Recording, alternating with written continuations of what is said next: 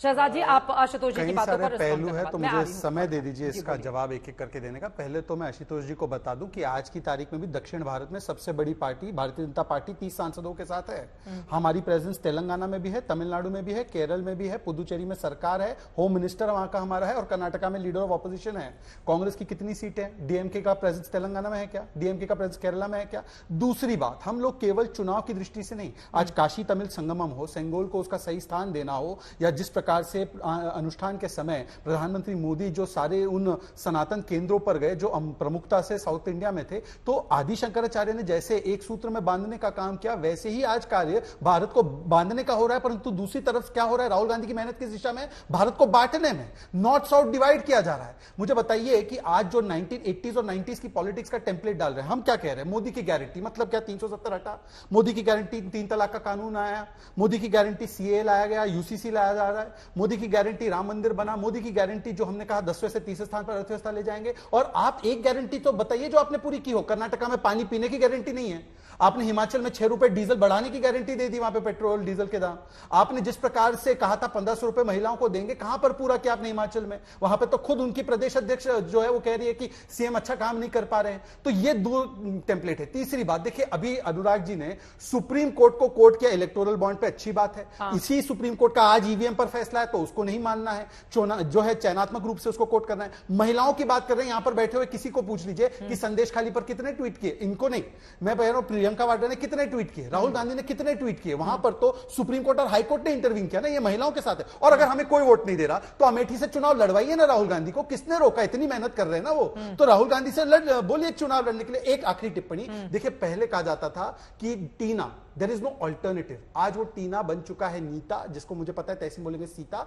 ये नीता का मतलब होता है नरेंद्र इज द अल्टरनेटिव, क्योंकि मोदी की गारंटी मतलब गारंटी पूरे होने की गारंटी, इसलिए मध्य प्रदेश की सरकार रिपीट, तो हमारी उत्तराखंड की सरकार रिपीट, उत्तर प्रदेश की सरकार रिपीट, गुजरात की सरकार रिपीट और केंद्र की सरकार रिपीट। मैं आपके पास आऊंगी तहसीन जी, उसकी पहले टिप्पणी, वो अमेठी से चुनौती दे रहे हैं, अगर सब कुछ इतना अच्छा है तो क्यों नहीं लड़ लेते हैं राहुल गांधी वहां से चुनाव? क्या दिक्कत है? तो हर पॉलिटिकल पार्टी अपना अपना स्ट्रैटेजी बनाएगी। हमने पूछा कि क्यों नरेंद्र मोदी जी यहाँ से नहीं लड़ते, वहां से नहीं लड़ते। हर पॉलिटिकल पार्टी की अपनी अपनी स्ट्रैटेजी है। लेकिन जयंत जी ने एक बात की, मैं से बिल्कुल इत्तेफाक रखता हूँ। उन्होंने कहा टॉटॉय स्ट्रैटेजी, मैं बिल्कुल, ये टॉटॉय स्ट्रैटेजी भाजपा की बिल्कुल सही है। नीटा, रीटा, टीना, इनका जो भी हो सब सही है। तो टॉटॉइस क्या करता है पता है? कछुआ क्या करता है चित्रा जी? जब वो कुछ कठिनाई, कुछ परेशानी आती है ना, अपने शेल के अंदर छुप जाता है, बिल्कुल दिखता ही नहीं कछुआ, एकदम छुप के बैठ जाता है। वो कोविड, आपको याद है कोविड की आपदा, सेंट्रल गवर्नमेंट, केंद्र की सरकार जीएसटी ले रही थी ऑक्सीजन पे। चित्रा जी, मुझे एक देश बताइए जिसमें ऑक्सीजन पे टैक्स लिया गया? थी आपके साथ केंद्र की सरकार? इनके एमपीज को ऑक्सीजन मैंने सप्लाई किया, ये लोगों के साथ ही साथ खड़े रहते। वो जब पलायन हो रहा था माइग्रेंट्स का, थी केंद्र की सरकार उनके साथ?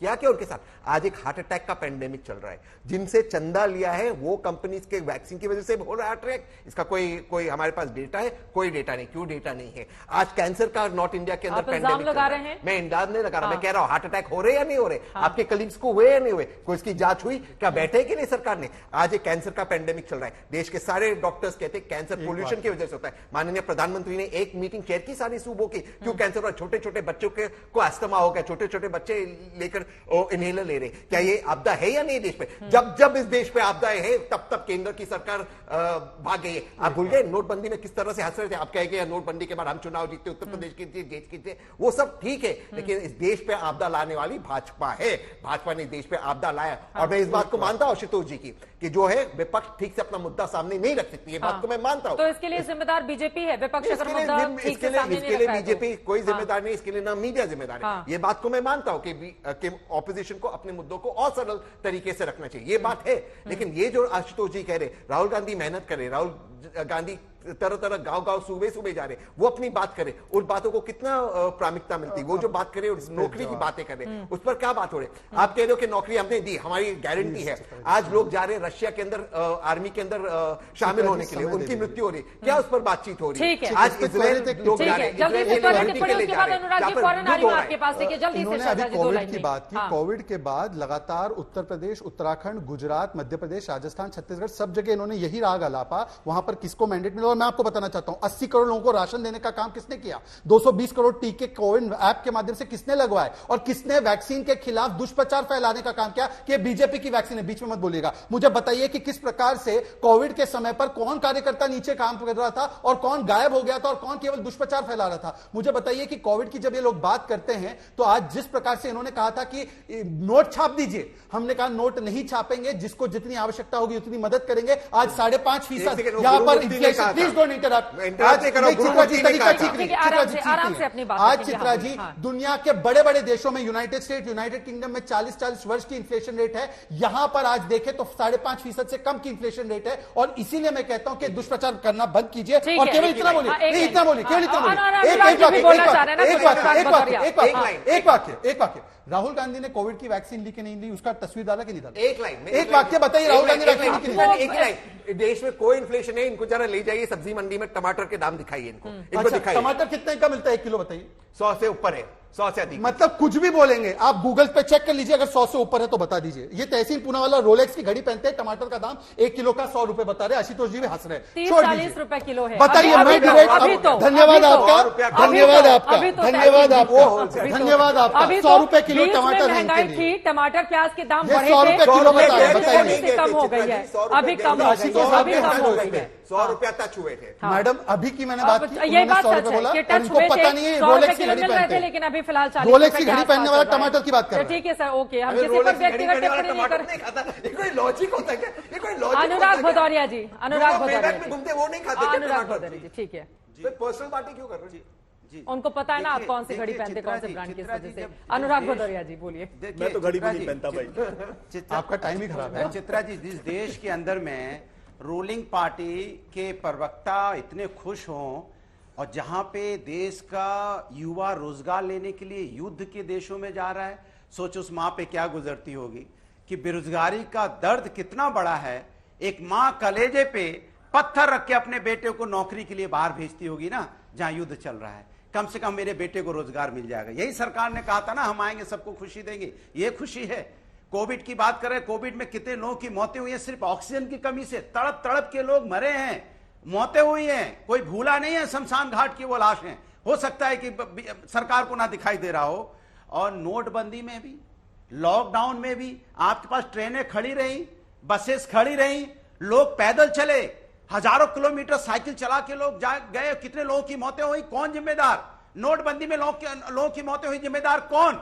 लॉकडाउन में लोगों की मौतें हुई पैदल चल चल के, जिम्मेदार कौन? कोविड में बिना ऑक्सीजन के लोग तड़प तड़प के मर गए, जिम्मेदार कौन? युद्ध के देश में यहां पे बेरोजगार रोजगार करने जा रहा है, जिम्मेदार कौन?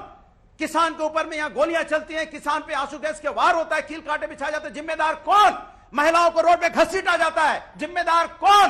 छात्रों पे लाठियों की बौछार होती है, पेपर लीक होता है, जिम्मेदार कौन?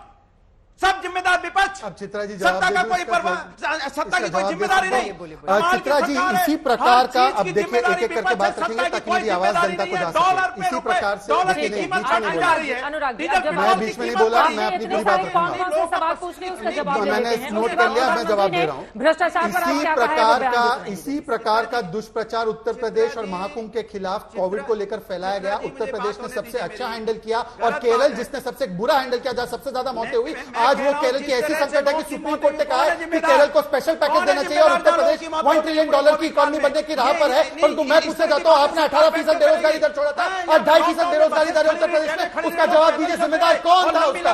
आप लोग रोजगार देते थे, नौकरी देते थे, जिनके हाथ में कट्टे थे, जो माफिया थे, जो अफसाल अंसारी के लोग थे, और आज वहां पर नौकरी मिल रही है लोगों को। जिस प्रकार से स्टार्टअप वहां पर शुरू हुआ, उसके लिए जिम्मेदार कौन था? और इसलिए मैं बीच में बोला, देखिए लगातार मेरे समय पर Anurag ji please, Anurag ji please, Anurag ji please, कोई बात नहीं, अनुराग जी प्लीज। मैं तो ये कह रहा हूं ना कि कोविड को लेकर ये सारी जो बातें, जैसे देखिए चित्रा जी लगातार मेरे पास वक्त कम है, जल्दी से मैं बोलूंगा, पर आज तक थोड़ा तो सहयोग करेंगे ना। मैं ये कह रहा हूं कि जिस प्रकार से इन्होंने जिस प्रकार से यही बातें उत्तर प्रदेश के चुनाव से पहले की थी या नहीं की थी, ये तो एआई वर्जन लग रहा है अनुराग भदौरिया का। और उसके बाद भी अगर जनता ने आपको समर्थन नहीं दिया तो हो सकता है कि आप ओपिनियन पोल के बाद, ईवीएम के बाद जनता को भी गाली देने लगेंगे, और यही इनका चरित्र है। नौकरी के लिए भेज रहे उस मास्क अब चाल चरित्र और चेहरा किस पार्टी का क्या रहता है, सब एक लाइन में जल्दी से। चित्रा, कोविड के दौरान सुप्रीम कोर्ट ने कहा था सरकार से smell the coffee, national policy क्या मुझे बता दीजिए, फाइल की नोटिंग दिखाइए, तब तक केंद्र की सरकार सुन। और कोविड के और राज्य सरकारों को क्या बोला था? मैं तो राज्य सरकार ने कोर्ट नहीं दिया, मैं तो सुप्रीम कोर्ट